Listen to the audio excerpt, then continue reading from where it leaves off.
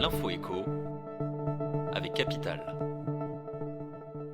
L'info pratique Capital, le joli mois de mai en perspective, c'est finalement à partir de mai prochain que les retraités pourront profiter de la baisse effective du taux de CSG.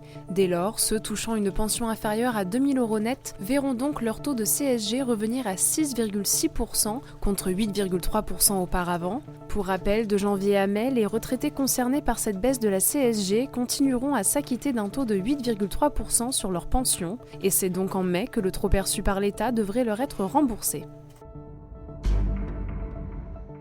Le coup de gueule du jour émane de plus de 300 habitants de la Drôme en guerre contre le compteur Linky. Ils font partie d'une action de groupe réunissant plus de 5000 personnes en France. Tous réclament le droit d'être informés sur le compteur intelligent d'Enedis et de pouvoir le refuser. Les reproches des 365 plaignants ont été entendus au tribunal de Valence mercredi.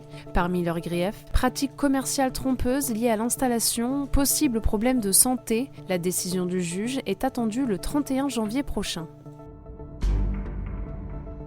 Le chiffre du jour, 1,2 million, c'est le nombre de ménages supplémentaires qui bénéficieront de la prime d'activité en 2019. Le gouvernement a planché mercredi sur les seuils de revenus qui donneront droit à cette aide dès l'an prochain. D'après ces premiers éléments, Capital a dressé plusieurs profils permettant de savoir si vous faites partie des nouveaux élus.